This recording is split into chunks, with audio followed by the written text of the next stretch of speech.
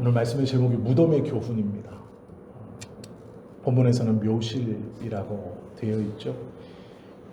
이 열왕기상 13장의 내용을 우리가 작년에 몇 달 전에 함께 보았습니다. 오늘은 조금 더 관점을 좀 달리하고 조금 더 깊이 묵상해 보려고 합니다.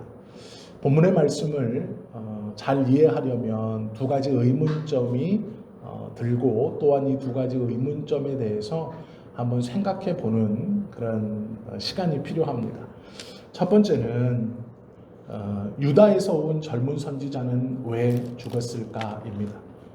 이게 무슨 내용이냐면요, 여로보암이라는 왕이 베델에 제단을 세우고 예배를 드리는데 그 예배가 하나님 보시기에 가증스럽고 하나님 보시기에 악한 것이었습니다. 그래서 하나님이 이름 없는 젊은 선지자 하나를 선택하셔서 그에게 나타나 명령하셨습니다. 뭐라고 명령하셨냐면, 너는 오늘 베델로 가서 베델에서 제단을 쌓고 제사를 드리고 있는 여로보암 왕에게 그 제단과 그 제사가 불합리한 것이고 하나님께서 절대로 기뻐하지 아니하는 행동이라고 경고해라. 그리고 그 경고를 마치면 네가 돌아가지 않는 길, 그러니 베델로 갔던 길이 아니라 전혀 다른 길로 다시 돌아오라. 그리고 돌아올 때에 너는 길에서 마주치는 사람과 무난하지도 말고 아는 척하지도 말고 중간에 쉬지도 말고 급하게 바로 돌아오라. 이렇게 명령했습니다. 이 젊은 선지자가 그 하나님의 명령을 듣고 베델로 가서 여로보암 왕에게 경고했습니다. 그리고 바람처럼 사라졌습니다. 그런데 문제가 생겼습니다. 사라져 없어졌어야 되는데 이 젊은 선지자가 하나님의 말씀을 분명히 들었음에도 무난하지 말고 성읍에도 들어가지 말고 바람처럼 예언을 던지고 사라졌어야 하는 것이 하나님의 명령인데도 이 젊은 선지자가 상수리 나무 아래서 쉬고 연기도 피우고 고의적으로 민기적 됩니다. 그런데 베델의 젊은 선지자가 하나님의 말씀을 전하고 돌아간다라는 그 소식을 들었던 한 늙은 선지자가 이 젊은 선지자를 급하게 쫓아갑니다. 그래서 나무 아래서 쉬고 있던 이 젊은 선지자에게 뭐라고 그러냐면, 우리 집에 가서 좀 쉬자. 그러니 이 젊은 선지자가, 아닙니다. 하나님이 저에게 분명히 말씀하셨는데 쉬지 말고 왔던 길로도 가지 말고 새로운 길로 누구와도 어울리지 말고 급히 돌아가라 명령하셨습니다. 이렇게 대답합니다. 그때 늙은 선지자가 이 젊은 선지자에게, 아니다. 하나님이 천사를 통해서 어젯밤에 나에게 나타나 말씀하시기를 내가 보낸 선지자가 있으니 그를 만나 잘 대접하여 보내라. 이렇게 명령했습니다. 라고 젊은 선지자를 속입니다. 그래서 이 젊은 선지자는 그 늙은 선지자의 말을 듣고 그 나이든 선지자의 집에 가서 대접을 잘 받고 푹 쉬어서 다시 길을 재촉했습니다. 그런데 문제는 돌아가는 그 길에 곰을 만나서 곰이 이 젊은 선지자를 찢어 죽여버립니다. 젊은 선지자가 곰에게 찢겨 죽겠다라는 말을 들은 늙은 선지자가 젊은 선지자가 갔던 방향으로 급히 나귀를 타고 쫓아가서 그 젊은 선지자의 시신을 나귀에 싣고 돌아오는 것이 오늘 본문의 시작입니다. 이 이야기를 잘 들어보면 젊은 선지자는 잘못이 없는 것 같습니다. 하나님의 말씀이 떨어졌고 그 말씀에 순종해서 여로보암 왕에게 베델까지 찾아가 하나님의 말씀을 전했고 돌아오는 길이었습니다. 물론 중간에 성읍에 들어간 것은 아니지만 너무도 힘이 들어 나무 아래에서 잠시 쉬고 있었던 것 뿐입니다. 그런데 그때 그 소문을 들은 나이 많은 선지자가 찾아와서 이 젊은 선지자를 속입니다. 꿈에 하나님의 천사가 내게 나타나서 너를 만나 잘 대접하라고 명령하셨다. 그러니 가자. 우리 집에 가자. 라고 말합니다. 이 이야기를 가만히 들어보면 젊은 선지자는 나이 든 선지자보다 의롭습니다. 그리고 무슨 잘못이 있는가 싶습니다. 나이 든 선지자가 분명히 속였다라고 성경은 말합니다. 그것이 18절 말씀입니다. 열왕기상 13장 18절 말씀에 보면 이렇게 되어 있습니다. 그가 그 사람에게 이르되, 앞에 나오는 그는 나이가 많은 선지자이고 뒤에 나오는 그 사람은 젊은 선지자입니다. 나이 많은 선지자가 젊은 선지자에게 이르되, 나도 그대와 같은 선지자라. 천사가 여호와의 말씀으로 내게 이르기를 그를 내 집으로 데리고 돌아가서 그에게 떡을 먹이고 물을 마시게 하라 하였느니라 하니, 이는 그 사람을 속입니다. 나이 많은 선지자는 젊은 선지자에게 하나님의 이름을 들먹이면서 속였습니다. 선지자였고 나이가 많은 사람이 하나님의 이름을 들어 말하였기 때문에 이 젊은 선지자는 그 말을 믿었습니다. 그런데 문제는 그렇게 먹고 마시고 쉬고 출발하니 이 젊은 선지자는 죽고 나이 든 선지자는 아무런 일도 당하지 않았다라는 것입니다. 왜 그럴까? 왜 이 젊은 선지자가 죽어야 했을까? 젊은 선지자가 여로보암 왕 앞에 가서요, 베델에서의 제사가 잘못됐다고 말하는 건 목숨 걸어야 되는 일입니다. 왜 그러냐면 왕에게 이름 없는 선지자가 하는 행동을 공개적으로 비난하는 것. 지금 베델에서 드리는 제사는요, 모든 백성과 모든 관료들 다 모여서 왕이 위신을 갖고 체면을 한껏 올려서 하나님 앞에 드리는 예배입니다. 드리는 제사입니다. 그런데 그것이 잘못됐고 하나님께서 싫어하신다라고 공개적으로 비난하고 비판하는 것입니다. 기분이 좋을 리가 없죠. 이것은 목숨을 건 행동입니다. 그런데 젊은 선지자는 하나님의 말씀에 순종하여 그 일을 행합니다. 문제는 죽었다라는 것이죠. 하나님의 일을 했습니다. 목숨을 걸었습니다. 그런데 결과는 죽음입니다. 왜 그럴까? 본문을 가만히 이 13장을 읽어보시면요, 젊은 선지자가 그 말을 전한 뒤에 고의적으로 게으름을 부립니다. 느릿느릿 걷습니다. 그리고 사람들이 볼 수 있는 나무 아래에서 꿈쩍 안 하고 쉬고 있습니다. 그리고 나 여기 있다고 연기도 피웁니다. 하나님의 일에 순종했지만 아무도 만나지 말고 성읍에도 들어가지 말고 왔던 길로도 가지 말고 새로운 길로 해서 너는 너의 고향으로 돌아가라 했던 명령을 고의적으로 어겼습니다. 하나님의 일을 했지만 하나님의 말씀을 어긴 사람에게 임하는 결과는 심판입니다. 이 젊은 선지자는 하나님의 심판을 받았습니다. 잘한 것이 있고 잘못한 것이 있지만 우리는 잘한 것도 있으니 잘한 것을 보아주십시오 라고 생각하지만 하나님의 절대평가 앞에서는 그 우리의 변명은 통하지 않습니다.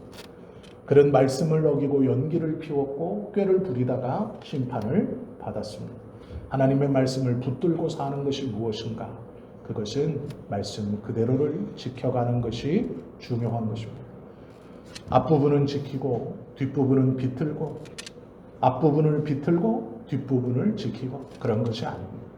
하나님의 말씀은 그 말씀 그대로 처음부터 끝까지 온전히 붙들며 지키고 살아가는 것이 중요하다라는 것이죠. 젊은 선지자가 왜 심판을 받았을까? 왜 죽었을까? 이것이 첫 번째 의미이고 두 번째 의문은 그러면 반대로 나이 많은 선지자는 왜 심판이 임하지 않았을까? 그가 젊은 선지자를 속이지 않았다면 아무런 일도 일어나지 않았을 것입니다. 그런데 젊은 선지자를 속여 죽음에 이르게 한 이 나이 많은 선지자는 아무 일도 당하지 않습니다. 그도 심판을 받아야 할 것 같은데 그렇지 않는다라는 것이 두 번째 질문이고 이것은 더 어려운 것입니다. 가만히 생각해 보십시오. 오늘 본문의 이야기에서는 선지자 2명이 등장합니다. 하나, 둘. 그런데 첫 번째 선지자는 젊은 선지자입니다. 하나님의 말씀에 순종했다는 반절의 성과가 있습니다. 이 나이 많은 선지자는 하나님을 위해 어떻게 살았는지를 기록되어 있지 않습니다. 단순히 하나님의 선지자가, 젊은 선지자가 나타났다는 말을 듣고 그에게 다가가 그를 속여 자신의 집에 데리고 들어갑니다. 그리고 결론적으로 그 행위로 인해서 이 젊은 선지자는 죽음에 이릅니다. 그런데 이 나이 많은 선지자는 아무 일도 당하지 않습니다. 왜 그랬을까? 우리들에게 판단 기준은 나이 많은 선지자보다는 젊은 선지자가 의롭다라고 생각되어집니다. 그래도 젊은 선지자가 좀 낫지 않은가 생각되어집니다. 두 선지자가 있는데 하나의 선지자는 하나님의 말씀에 순종하여 어떠한 일을 행하고 순종했고, 물론 끝이 조금 잘못됐지만 그래도 아무것도 기록되어져 있지 않고 아무것도 없는 이 선지자보다는 이 젊은 선지자가 그래도 좀 하나님의 입장에서 나은 것 아닌가라고 생각되어집니다. 이게 우리의 판단 기준입니다. 그러나 하나님의 판단 기준은 우리와는 다릅니다. 오해하시면 안 되는 게요, 우리의 생각에 상대적으로 젊은 선지자가 나이든 선지자보다 의롭다 판단하는 것은 우리 기준입니다. 늙은 선지자에게 새로운 삶을 허락하시는 하나님의 의도가 무엇인지, 그 이유가 무엇인지 우리는 정확히 알지는 못합니다. 그러나 이 사건을 통해서 나이든 선지자가요, 이 뒤에는 전혀 다른 삶을 살아간다는 것을 짐작해 볼 수 있습니다. 나이든 선지자는 하나님의 음성을 들었다라고 젊은 선지자를 속입니다. 그런데 이 젊은 선지자를 속여 죽음에 이르게 한 나이든 선지자가요, 31절에 이렇게 고백하죠. 그 사람을 장사한 후에, 젊은 선지자를 장사한 후에 아들들에게 유언을 남깁니다. 뭐라고 말하냐면, 그가 그 아들들에게 말하여 이르되, 내가 죽거든 하나님의 사람을 장사한 묘실에 나를 장사하되 내 뼈를 그의 뼈 곁에 두어라 라고 말합니다. 이 젊은 선지자를 하나님의 사람이라고 호칭합니다. 그리고 자기에 대해서 내 묘실에 그를 장사했습니다. 이것이 어떤 의미인가를 잘 생각해 보셔야 합니다. 예전 우리의 무덤은 무덤 하나에 한 사람, 이것이 기본적인 상식입니다. 시체를 하나 넣고 봉분을 쌓으면 이것이 무덤이라고 불려지고, 이 무덤에 한 사람의 시체를 묻습니다. 이것이 그냥 보통적인 생각입니다. 그리고 부부가 한 분이 먼저 돌아가시고 한 분이 살아계시다가 나이가 들면 이분의 뼈를 수습해서 잘 갈아 이분이 나중에 돌아가셨던 분의 뼈를 화장해서 나온 그 가루를 합장해서 한 통에 담아 한 무덤에 묻기도 합니다. 그러나 이것은 매우 드문 일입니다. 우리나라는 그렇고 이 당시에 고대 근동의 무덤, 묘실이라는 것은 조금 다른 개념입니다. 큰 동굴이 있고 그 동굴 안에 천정과 벽 그리고 바닥 모든 곳에 시체 하나가 들어갈 만한 홈을 팝니다. 그리고 그것에 시체를 밀어넣고 또 가족 중에 누가 죽으면 그 근처, 그 위나 그 아래, 그 옆에다가 시체 하나가 들어갈 만한 홈을 파고 그 위에 혹은 밑에 그 시체를 넣습니다. 그러니 묘실이라고 하는 무덤에 들어가면 무덤 시체가 한 구만 있는 것이 아니라 그 가족들이 형편이 그 동굴 전체 바닥까지 홈을 파서 묻어 있는 것을 볼 수 있습니다. 캐비넷처럼 생겼다고 생각하시면 됩니다. 그런데 제사장, 이 늙은 선지자가 젊은 선지자를 모신 묘실은 새로운 무덤입니다. 이게 무슨 얘기냐면요, 자신의 가족들이 대대적으로 묻혔던 새로운 이 원래 가족이 묻혔던 묘실, 그곳에는 자신의 선조들이 묻혀 있습니다. 그리고 그곳에 자신의 시체가 들어가는 것을 어떻게 생각했냐면 죽음 이후에도 하나님께서 주신 이 가정 공동체 안에 내가 온 그 순서대로 그대로 묻혀 선조들과 함께 하나님의 나라에 간다라는 생각을 갖고 있었습니다. 그러니 죽어서도 이 가족 공동체의 구성원이다라는 평안함을 가지고 있었습니다. 그것이 이 당시의 묘실입니다. 그런데 이 나이든 선지자가 젊은 선지자를 자신의 묘실에 장사합니다. 이게 무엇이냐면 새로운 무덤에 첫 번째 묻히는 사람, 이것은 이 무덤의 주인이란 뜻입니다. 새로운 계보. 그러면 나를 이 젊은 선지자 곁에 묻어줘라라는 건 무슨 얘기냐면 나는 이 하나님의 사람의 계보, 이가 무덤의 주인이고 내가 그 밑에 순서대로 있는 그 아래에 있는 위치에 들어가겠다라는 뜻입니다. 쉽게 비유를 드릴게요. 이런 말입니다. 교수님과 이 얘기를 하다 보면 성적 정정기간이라는 것이 있습니다. 이게 무엇이냐면 리포트도 내고 책 서머리 한 것도 내고 시험도 봅니다. 그래서 이제 학생들에게 점수를 쭉 줍니다. 그런데 학기 말이 되면 꼭 연락을 해요. 메일을 쓰죠. 전화를 하거나 문자를 보내거나 메일을 써서 내 성적이 잘못 나온 것 같습니다 라고 컴플레인을 하죠. 의의를 제기합니다. 그러면 교수님이 다시 한번 그 친구의 시험지 또 점수 이걸 다 따져서 맞는지 틀리는지 한번 확인하고 회신을 합니다. 그래서 이렇게 회신을 했답니다. 적당하게 그리고 생각보다 점수를 높게 주었습니다. 이렇게 이제 답신을 보냈어요. 그랬더니 한 친구가 이렇게 회신을 했습니다. 제가 교수님의 기준에 부족한 것은 인정합니다. 그러나 학번, 이름 누구누구보다 자기는 낮은 성적을 받은 것을 이해할 수 없습니다. 그러니까 다른 누구하고 비교한 거예요. 자기 친구가 자기보다 높은 점수를 받은 거예요. 그런데 자기 친구가 자기보다 높은 점수를 받은 것을 이해할 수 없다라고 교수님에게 메일을 보낸 거예요. 그 이유는 시험 공부를 같이 하면서 자기가 정리한 것을 그 친구에게 주었는데 그 친구가 어째서 자기보다 더 높은 점수를 받았는지 이해할 수 없다. 그러니 자기가 그 친구보다 더 높은 점수를 받는 게 옳다. 이렇게 보낸 거예요. 그 얘기를 저한테 해주시는 거예요. 이 나이든 선지자의 느낌이 그겁니다. 나는 이 하나님의 사람보다 더 높아질 수 없다. 하나님께 인정받을 수 없다. 이 의미입니다. 묘실에 이 젊은 선지자를 묻고 나를 그 젊은 선지자 곁에 묻어주세요. 아들들에게 말하는 이 말은 이 젊은 선지자가 나보다 높다. 내가 이보다 더 높아질 수 없다. 이런 말이에요. 이는 하나님께 순종하였고 나는 그를 속여 죽음에 이르게 한 사람이기 때문이다 라는 생각입니다. 그래서 하나님 앞에서 이 젊은 선지자보다 내가 더 높게 평가될 수 없다라는 생각이에요. 이게 무슨 말입니까? 이 사람은 젊은 선지자고 두 번째 등장하는 선지자는 나이가 많은 늙은 선지자입니다. 그렇다면 선지자로서 하나님 앞에 봉사하고 하나님을 섬겼던 시간도 차이가 많이 날 겁니다. 그런데 이 나이 많은 선지자가 스스로 뭐라고 그러냐면 그는 하나님의 사람이라고 높이고 죽어서도 나는 조상의 묘실에 장사되는 게 아니라 이 높인 하나님의 사람 밑에 그의 곁에 묻히겠다.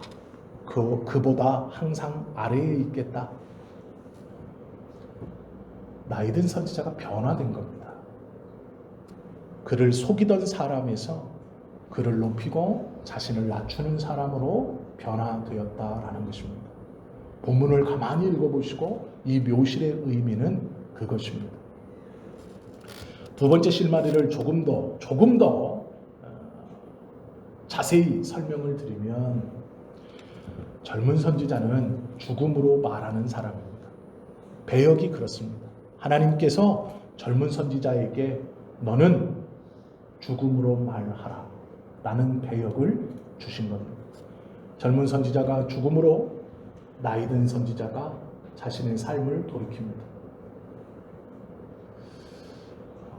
오늘 본문을 원문으로 깊이 묵상하시면 어떤 의미가 있냐면 그를 위하여 슬피우니라 라는 이 성경의 말씀에 젊은 선지자를 위해서 통곡하고 슬퍼하며 한편에 젊은 선지자를 위하여 슬퍼함이 90%, 또 한편은 이 90%가 아닌 다른 어떤, 예를 들어 100%로 봤을 때 젊은 선지자를 위하여 진심으로 슬퍼함이 90%, 나머지 10%는 무엇이냐면요, 바람이 들어있지 않은 풍선에 이런 겁니다. 내가 지금 여기 풍선에 바람을 넣고 있어요. 바람을 막 넣고 있는데 바람을 넣는 입구가 새가지고 바람이 옆으로 새는 거예요. 새서 이게 그냥 공기 중에 흩어지는 게 아니라 옆에 살짝 붙어있는 조그마한 무엇인가에 바람이 조금씩 들어가고 새서 여기에 집어넣는 게 목적입니다. 90%, 100% 다 넣고 싶어요. 막 넣고 있어요. 그 풍선을 이걸 막 불고 싶은데 입구에 바람이 슉슉 새서 옆에 있는 다른 풍선에 바람이 들어가요. 요게 한 10%예요. 이게 어떤 의미냐면 젊은 선지자를 위해서 통곡하면서 자신의 삶, 이 사람을 죽게 만들었던 자신의 거짓된 비겁함, 자신의 삶의 10%의 통곡. 주체는 젊은 선지자의 죽음을 슬퍼하는 통곡이고요. 그 10% 비유하자면 자신의 삶을 돌아보고 자신의 삶의 잘못됨, 하나님의 사람을 죽음에 이르게 한 그 후환과 분노, 그리고 자신의 연약함에 대한 원망, 거짓됨에 대한 뉘우침, 그것이 젊은 선지자를 위하여 통곡하는 그 통곡 속에, 그 눈물 속에 자신의 삶을 돌아봄이 함께 있었다라는 의미입니다. 이것이 젊은 선지자의 죽음으로 나이든 선지자가 그 젊은 선지자의 죽음으로 말하는 음성을 듣고 변화된 겁니다.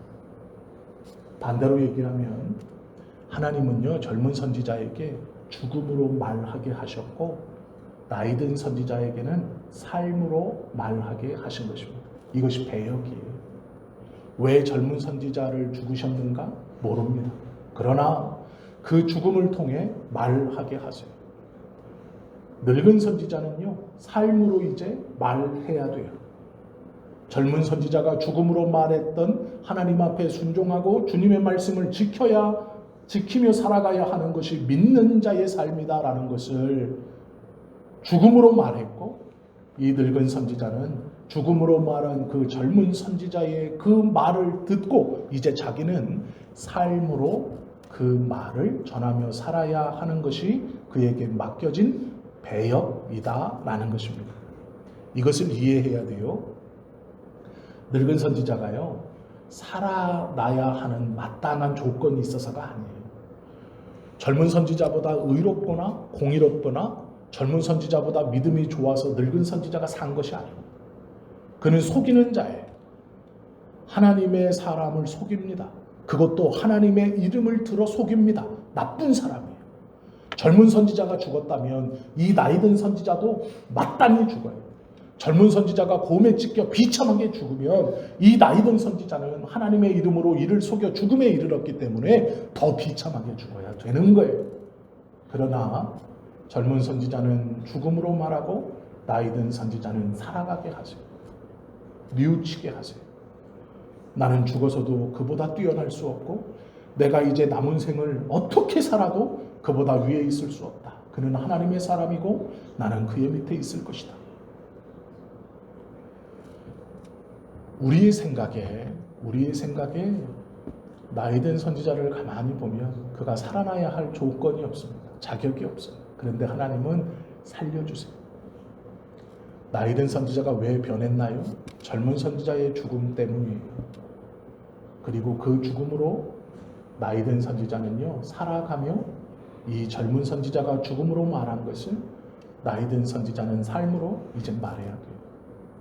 조건 없지만, 자격 없지만 하나님이 살게 하셔서 그는 이제 그렇게 살아가야 돼요. 왜 이것이 중요합니까? 열왕기상 13장에서 이 본문이, 이 고백, 29절부터 32절까지의 고백이 왜 중요하냐면 이 본문과 이 이야기의 깊은 의미는 살아가는 자에 대한 말이에요. 살아가게 하시는 자, 남은 자들이 어떻게 살아야 하는가? 가만히 생각해 보십시오. 우리들에게 남아 있는 것, 우리들이 남겨져 있는 것, 우리가 무슨 잘한 조건이 있어서 의미가 있어서 아닙니다. 하나님의 일을 돈으로 한다면 부자만 살려두시면 돼요. 하나님의 이름을 학식으로 한다면 똑똑한 사람들만 살려두시면 돼요. 하나님의 일을 정의롭고 공의롭고 의로운 사람들만 한다면 그런 사람들만 살려두시면 돼요. 우리는 조건과 자격이 없죠. 우리가 살아남아야 되는 어떤 이유가 있습니까? 없어요. 남과 비교하면 부족한 것뿐입니다. 조금 낫다고 생각하지만 부족한 게 더 많아요. 그런데 우리가 살아가면요, 하나님께서 우리에게 살아가며 말하라는 것이 있기 때문이에요. 지금 우리가 살아가면 자격과 조건이 있어서가 아니고 죽은 사람들이 죽음으로 말하기 때문이에요. 그들이 죽음으로 우리를 살게 하고 그들이 죽음으로 그 죽음으로 우리에게 말하고 있는, 우리가 살아가는 이 시간은 힘들고 어렵고 절망스럽고 고통스럽고 심장 뛰는 아픔의 시간만이 아니에요. 죽음으로 말하는 그 사람들의 말을 듣고 우리가 하나님의 말씀, 자격 없는 우리가 살아있음은 그 죽은 사람들의 희생으로 인하여 우리가 살아가고 있는 거예요. 오늘 본문은 그것을 말씀합니다. 우리를 살리기 위해 죽은 대표적인 분이 예수님이죠. 그 예수님의 죽음으로 자격 없는 우리가 살았어요. 열왕기상 13장은요 그것입니다. 젊은 선지자가 왜 민기적됐을까요? 하나님의 말씀이 약해서? 아니에요. 그것이 하나님이 그에게 맡겨놓은 배역이에요. 너는 죽음으로 말하라. 그리하여 늙고 자격 없고 힘없고 내 말을 교묘히 이용하며 산 저 늙은 선지자의 삶을 바꿔라. 너는 죽음으로 말하고 저는 삶으로 말할 것이다. 그 죽음 앞에 늙은 선지자는 하나님의 뜻을 깨닫습니다. 그리고 고백하는 거예요. 그는 하나님의 사람이다. 나는 죽어서도 그의 밑에 있을 것이다. 그리고 아들들에게 말하죠. 이 말은 분명히 이루어질 것이다. 우리가 하나님의 말씀을 듣고 오늘 함께 예배하는 이유, 살아가는 이유가 무엇인가? 남은 자예요. 죽은 자들이 말하는, 예수께서 돌아가시고 죽으시면서 말씀하고 남겨놓았던 그 말을 살아남은 우리는 오늘 삶을 통해 말하며 살아가는 것이죠. 우리가 자격이 있거나 조건이 있어서 살아남은 게 아니에요. 살아가는 게 아닙니다. 하나님께서 우리에게 오늘 우리를 살아가는 배역을 주셨어요. 힘들고 어려울 수 있습니다. 그러나 그거 견디라고만 우리를 이 땅에 두신 것이 아니에요. 하나님께서 우리에게 믿는 모든 자에게 주신 사명과 소명은 살아남아 살아가는 그 모든 시간, 죽은 자들이 말하는 그 하나님의 뜻과 그 의미를 기억하고 그 뜻을 온전히 전하며 살아가라 말씀함으로 우리에게 2배의 몫으로 살아가기를 원하신다라는 것이죠. 남겨진 삶을 통해 마땅히 주님의 일을 해야 하는 것이 우리의 일입니다. 그렇다면 3가지를 기억해야 돼요. 이 나이든 선지자가 본문을 통해 가르쳐주는 3가지가 있어요. 먼저는 돌이키는 것입니다. 29절에서 30절에 보면 이렇게 고백하죠. 늙은 선지자가 하나님의 사람의 시체를 들어 나귀에 실어가지고 돌아와 자기 성읍으로 들어가서 슬피 울며 장사하되 곧 그의 시체를 자기의 묘실에 두고 오라 내 형제여 하며 그를 위하여 슬피 우니라. 슬피 울었다고 말해요. 그리고 자기 묘실에 장사하고 내 형제여라고 부른다라는 것이죠. 나이든 선지자가요, 이 젊은 선지자의 심판 앞에서도 돌이키지 못했다면 그는 더 혹독한 심판으로 들어갔어야. 왜요? 하나님이 원하시는 것은 나이든 선지자를 죽이는 게 아니에요. 그를 살게 하시는 거예요. 왜요? 살아가야 변화되기 때문이에요.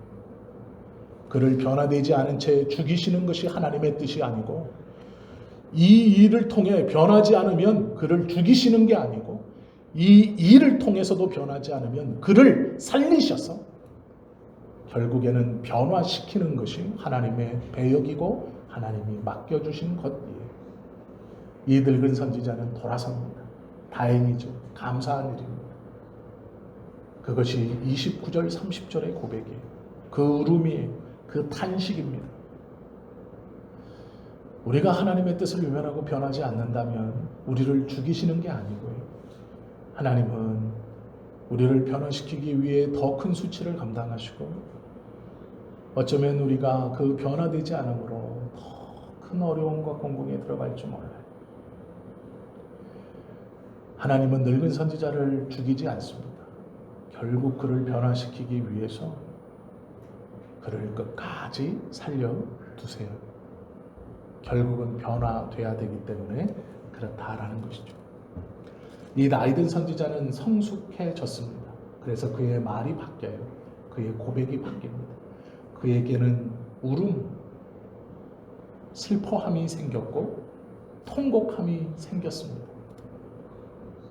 자신의 소중한 묘시를 내어주고 형제다라고 큰 소리로 외칩니다. 성숙은요, 자기를 바꾸는 사람이 성숙한 사람이에요. 남을 바꾸려고 하는 사람은 어리석은 사람이에요. 나를 바꾸려고 하는 사람은 성숙한 사람이고요. 남을 바꾸려고 하는 사람은 어리석은 사람이에요. 내 남편을 바꿔야지, 내 아내를 바꿔야지, 내 자식을 바꿔야지. 아니에요. 그 비성숙한 사람이에요.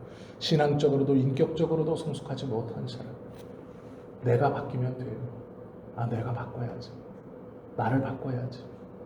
내가 바꾸고 나를 바뀌고 내가 바뀌면 그 사람이 성숙한 사람이에요. 자기를 돌이키는 사람이 성숙한 사람이에요. 하나님은요, 이 나이든 선지자가 돌아서기를 원하셨어요. 그래서 젊은 선지자를 죽이셨어요. 절대로 나이든 선지자를 죽이지 않습니다. 어떤 조건이 있어서가 아니고요, 돌이키기를 원했어요. 두 번째는 기억하는 거예요. 31절과 32절에 보시면 그 사람을 장사한 후에 그가 그 아들들에게 말하여 이르되 내가 죽거든 하나님의 사람을 장사한 묘실에 나를 장사하되 내 뼈를 그의 뼈 곁에 두라. 그가 여호와의 말씀으로 베델에 있는 제단을 향하고 또 사마리아 성읍들에 있는 모든 산당을 향하여 외쳐 말한 것이 반드시 이룰 것이니라. 두 번째는 기억하라라는 것.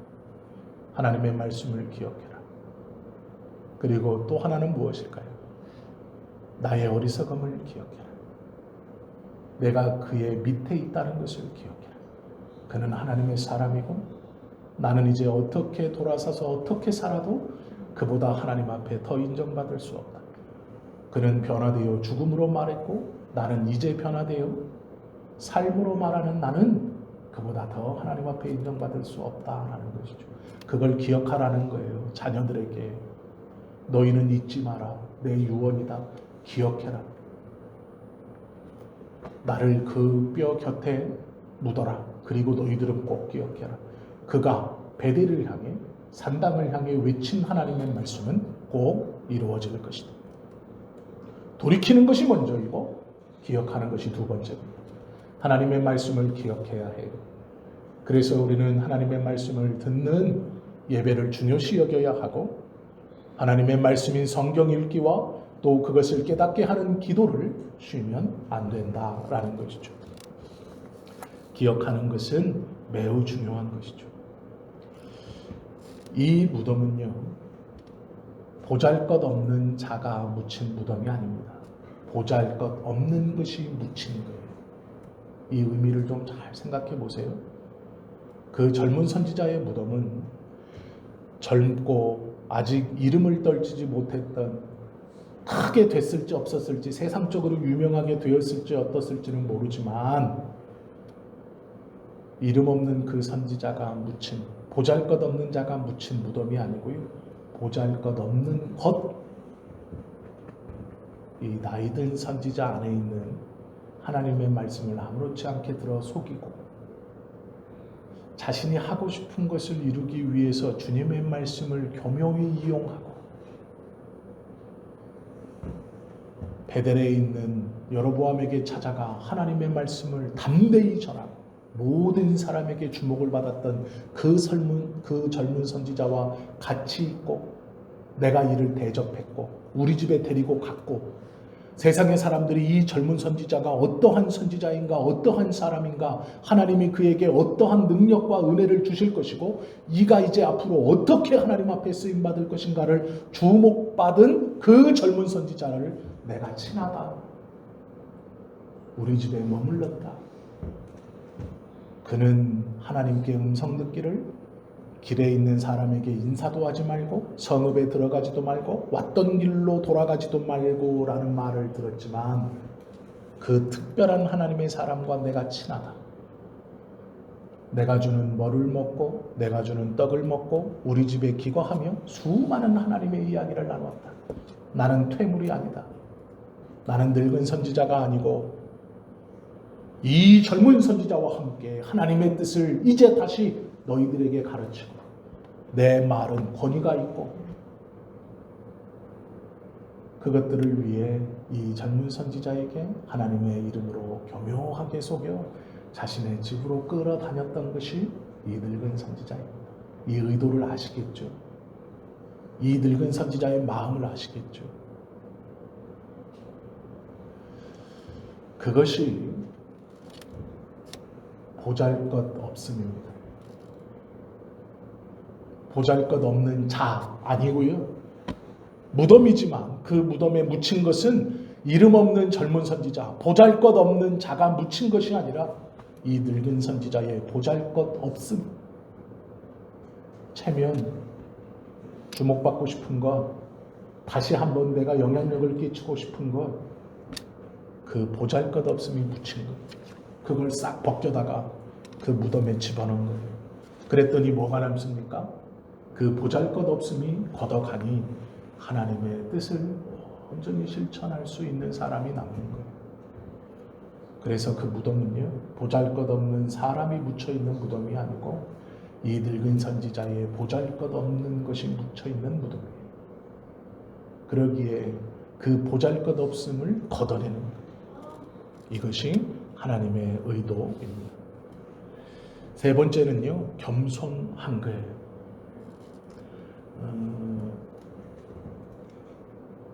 두 가지 이야기를 해드릴게요. 하나는 마이클 샌데니슨 공정이라는 착각이라는 책이 있습니다. 이 책에 능력주의의 착각이라는 파트가 있어요.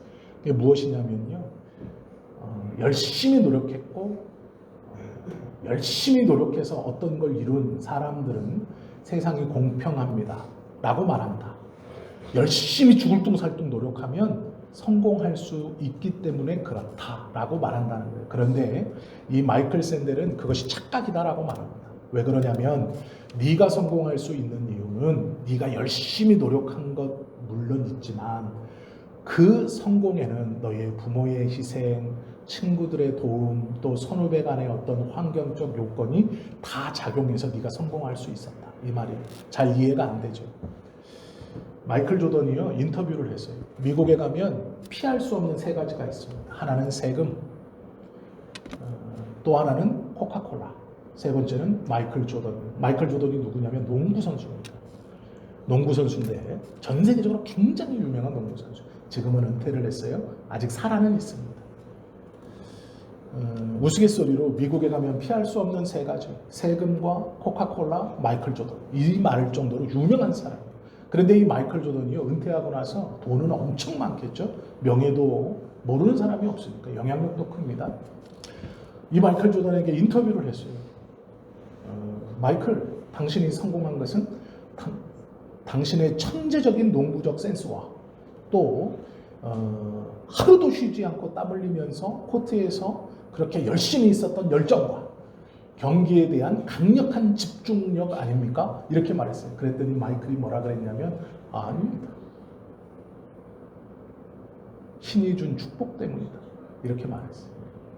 기자가 물었습니다. 무슨 말입니까? 그랬더니 이 마이클이 뭐라고 설명했냐면 작게는 NBA, 그 NBA라는 미국 프로농구, 미국 남자 프로농구 안에 주전부터 후보까지 3,000명의 선수가 있대요.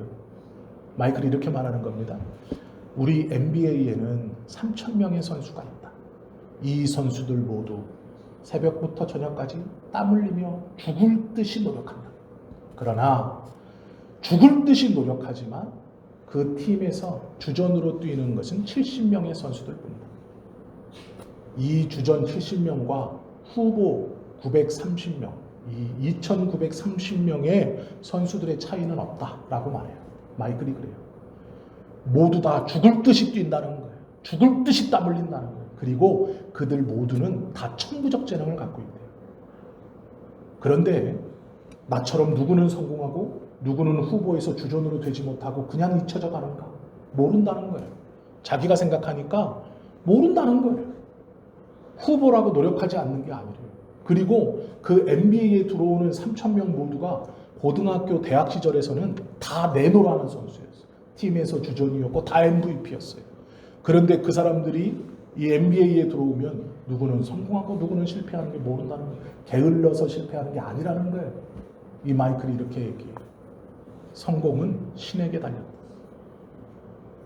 내가 성공하는 건 내 재능이나 내 열심이나 내 집중 그런 게 아니다. 하나님의 축복이다. 하나님의 은혜라고 말하는 거예요. 가만히 생각해 보세요. 하나님께서 우리에게 주신 것은 이 은혜와 같아요. 우리를 선택하셨고 오늘을 살아가게 하세요. 우리를 선택하셨고 오늘 이 예배를 드리게 하세요. 그것은 복이에요. 우리가 누리는 축복이에요.